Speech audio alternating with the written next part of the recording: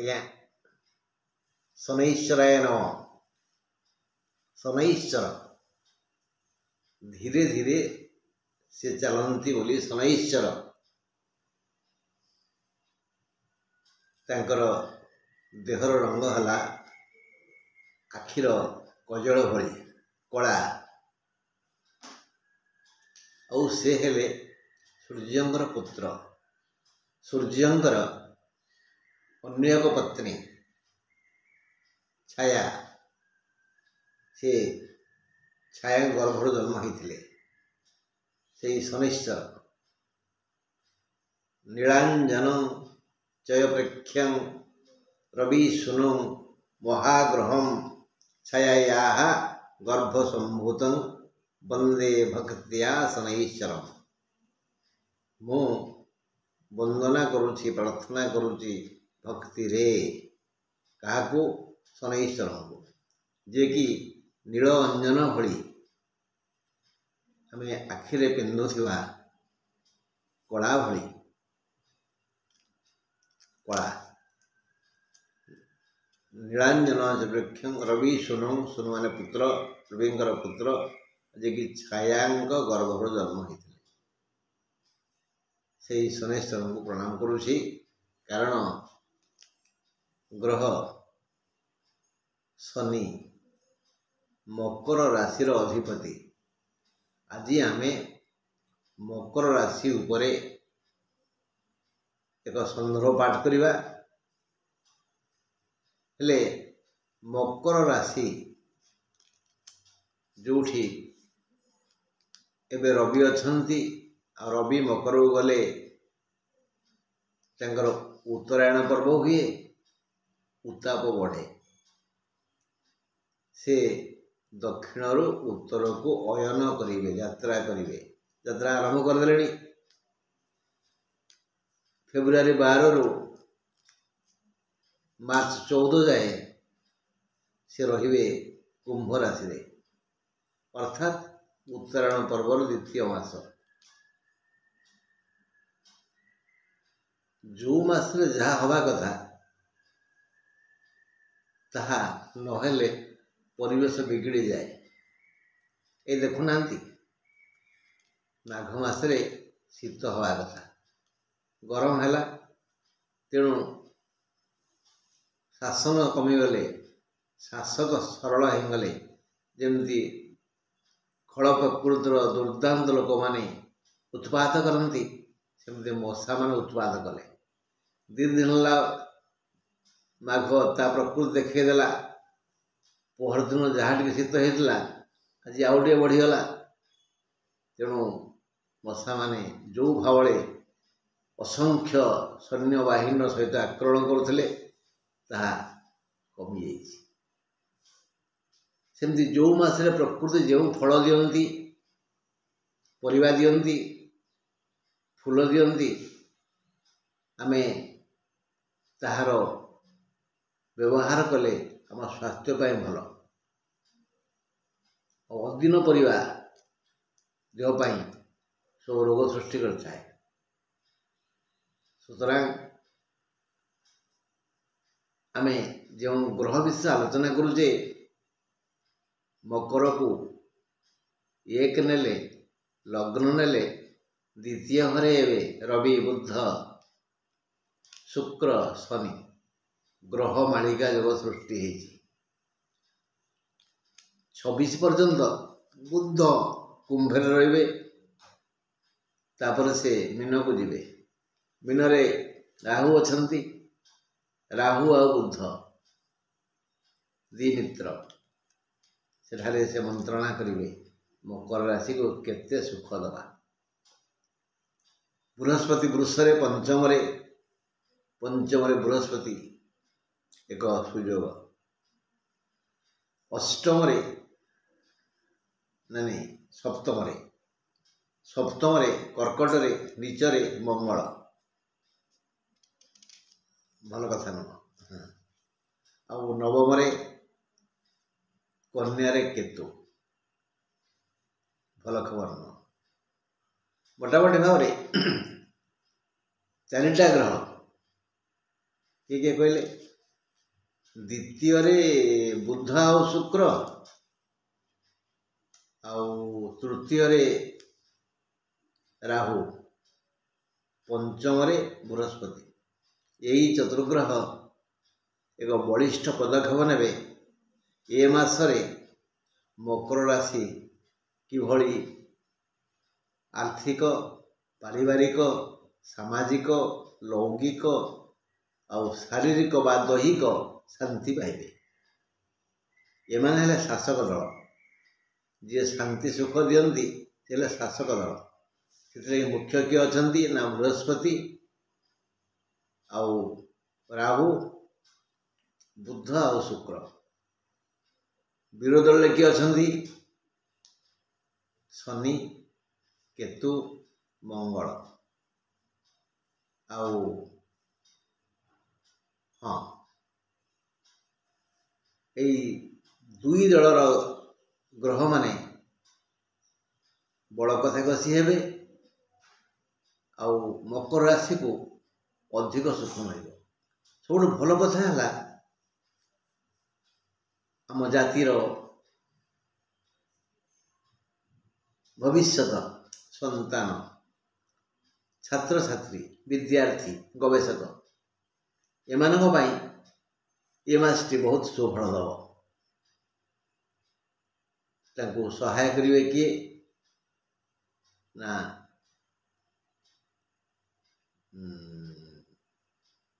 शुक्र शुक्र पूर्ण सहयोग करिवे तांकर समस्त श्रम सार्थक हेब देह ठीक रहिबो तांकर मूल्यवान समय सुविनियोग हेब से सफल हेबे गवेषणा रे उच्च सम्मान पाइबे।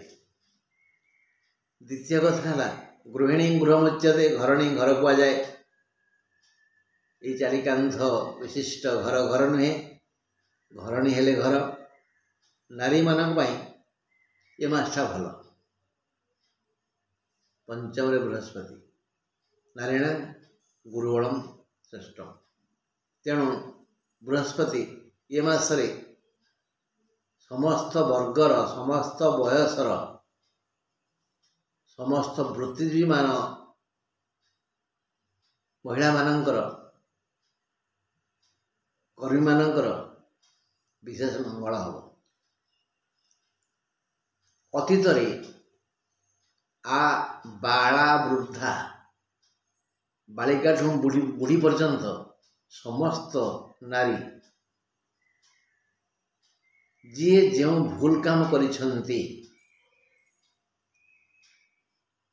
से अनुतपता ये मासरे तांको कड्डा शासन करिवे शनि केतु मंगल। तेणु से माने अनुताप बह्नि दग्धीभूता होई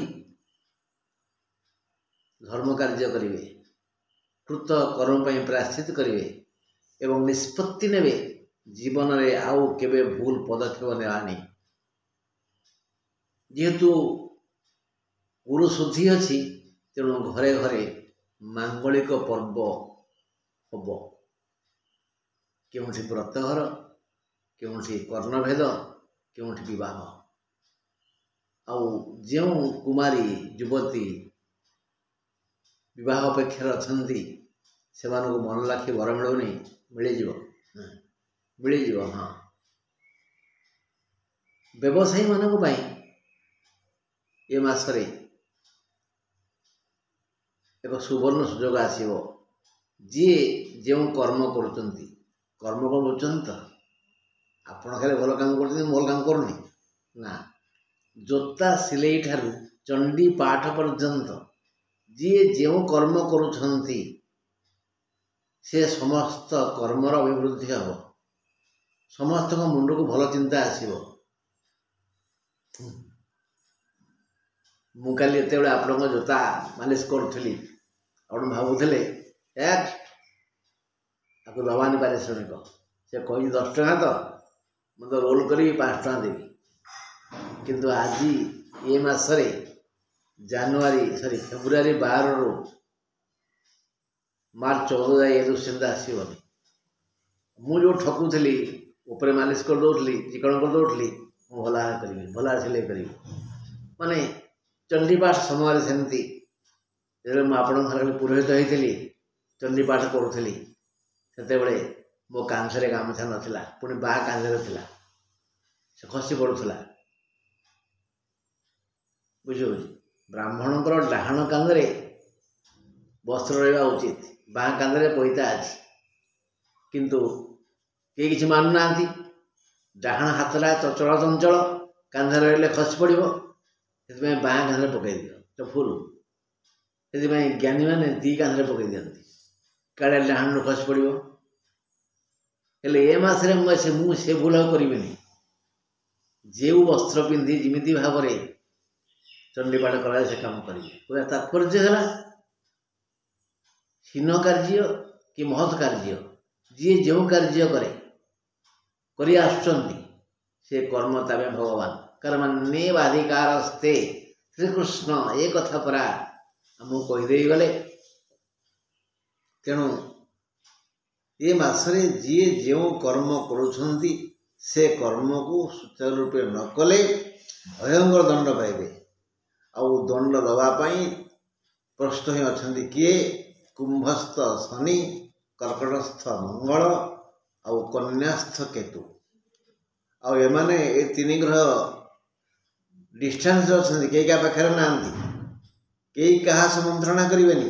ବୁଦ୍ଧଙ୍କ ସହିତ ରାହୁ ମନ୍ତ୍ରଣା କରିବେ, ଆଉ ଶନି, ଶୁକ୍ର, ରବି, ବୁଦ୍ଧ ଏମାନଙ୍କ ସହ ମନ୍ତ୍ରଣା କରିପାରନ୍ତି, କିନ୍ତୁ ଶନିଙ୍କ ସହିତ ମଙ୍ଗଳ କି ମଙ୍ଗଳଙ୍କ ସହିତ କେତୁ କି କେତୁଙ୍କ ସହିତ ଶନି କିଛି ଆଲୋଚନା କରିପାରିବେନି। ଏମାନେ କଡ଼ା ଶାସନ କରିବେ। ଏଥର ଏ ମାସରେ ଯିଏ ଯେଉଁ ପ୍ରକାର ଭୁଲ କରିଛନ୍ତି ସଜାଡ଼ି ଦିଅନ୍ତୁ, ନହେଲେ ବହୁତ ପସ୍ତେଇବେ। ଅହଙ୍କାର କରିବେନି। ମୁଁ ବଢ଼ିଆ ଶିକ୍ଷକ, ମୁଁ ପଢ଼େଇଲେ ପିଲାମାନେ ମଣିଷ ହେଇଯାଆନ୍ତି, ମୁଁ ଗୋଟିଏ ବଢ଼ିଆ କ୍ଲାର୍କ, ମୋ କାମରେ ଭୁଲ ନାହିଁ, ମୁଁ ଦକ୍ଷ ଅଫିସର। ଏଇ ଯେଉଁ ଫୁଟାଣି ସବୁ କରୁନାହାନ୍ତି ମନେ ମନେ। ଆରେ ତମେ ଯଦି ନିଜ ମୁହଁରେ ନିଜ ପ୍ରଶଂସା କରିବ, ମୋତେ ମୋ ପୁଅ, ମୋ ସ୍ତ୍ରୀ, ମୋ ବୋହୂ, ମୋ ନାତି ନାତୁଣୀ ପ୍ରଶଂସା କରିବେ, ତାହେଲେ ମୁଁ ମଣିଷ କି? ମୋତେ ଯଦି ଶତ୍ରୁ ପ୍ରଶଂସା କରେ, ଭଗାରୀ ପ୍ରଶଂସା କରେ, ତାହେଲେ ମଣିଷ ମୁଁ। ନିଜ ପ୍ରଶଂସା ଶୁଣିବା ପାଇଁ ଚାହୁଁଛନ୍ତି ତ ଭଗାରୀ, ଶତ୍ରୁ ଏମାନଙ୍କୁ ଉପକାର କରନ୍ତୁ, ମଙ୍ଗଳ ହେବ। ହଁ ବନ୍ଧୁ, ଆସନ୍ତୁ ଆମେ ତ ଯାହା ସବୁ ଆଲୋଚନା କଲେ ତାହା କ'ଣ ଲେଖା ହେଇଛି ଶୁଣିଦେବା।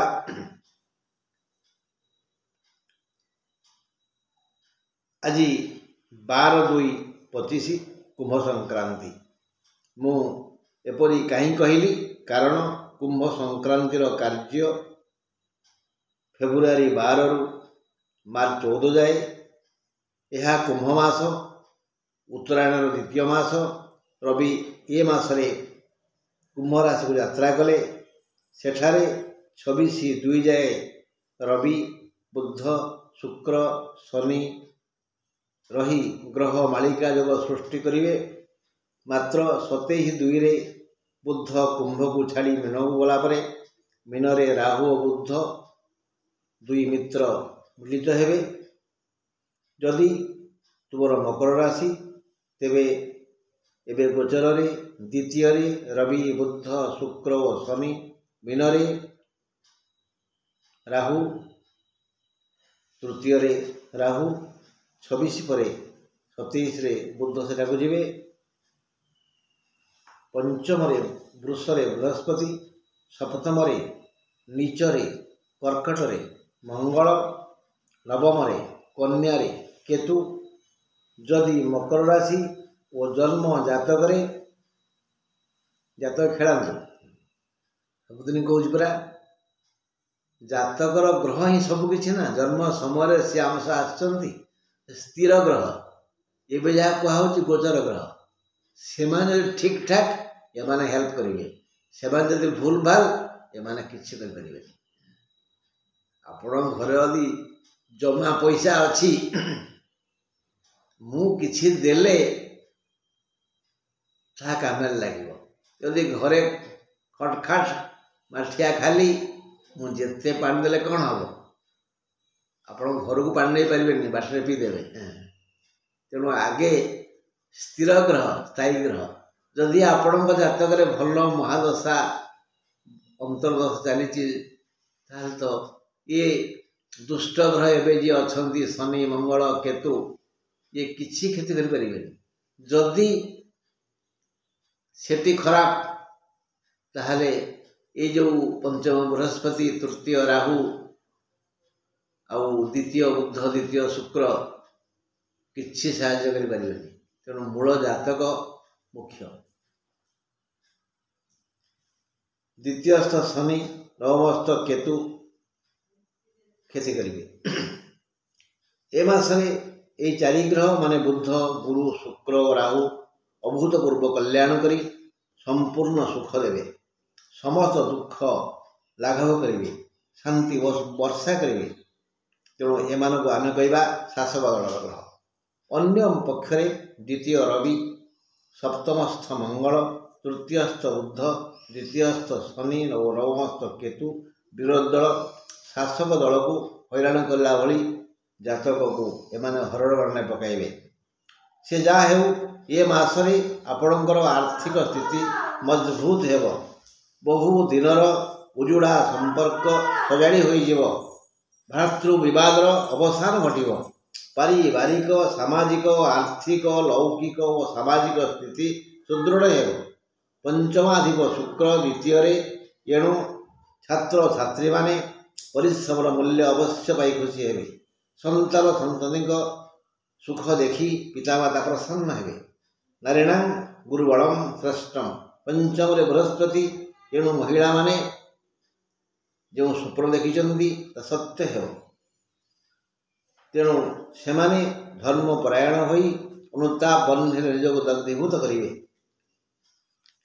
आउ ना भूल करी कारण सप्तम नीचरे मंगल अच्छा आपण दक्ष आपणकर भूल हुए ना यही मनोभाव नहीं कर्म करतुनि कर्तव्य को सुचारू रूपे नकले परास्त हो पारती एणु कर्म क्षेत्र में बुझी विचारी काम नकले हैराण हेबे कर्म कौन जानती तो जोता सिलाई ठारू चंडी पाठ पर्यंत समस्त कार्य 27/2 परे मन आतंकित हेब उत्तराषाढ़ा और श्रवणा नक्षत्र पाई विपद अच्छी माने कलह हेब बिना कारण आपण अपदस्थ हो पारती शनि और केतु यही दुई पापग्रह ये दुख देवे अतीतर किसी भूल पाई दुश्चिंता बढ़ीजीव तनु क्षीण हेब तेणु मन रखिए लुण खाए हांडी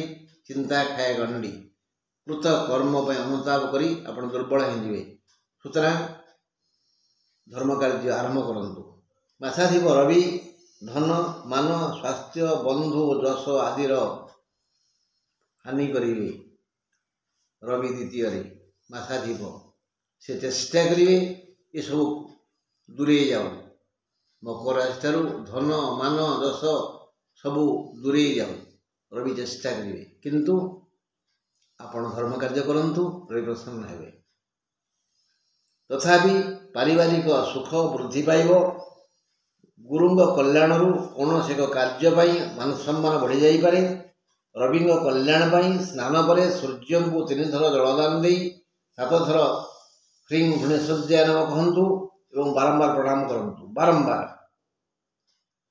मंगलंग माटीर एक स्थान को लाल करंतु बा नाली गाई गोबर लिपि दिंतु जदि घरे बाहर केउठी माटी स्थान नहीं केउठू किछि माटी आनी ताको एक मुंडा करंतु एवं से मिसई दिंतु नाली गाईर गोबर गोल कर दिंतु ताको लाल रंग रंजित कर दिंतु सी मंगल हो गले तापर गोटे गुआ दिंतु आउ ताको पूजा करते प्रतिदिन ओम मंगलाय नमः मंदार फल दिंतु फल मंगल किछि क्षति करेंगे प्रसन्न हेबे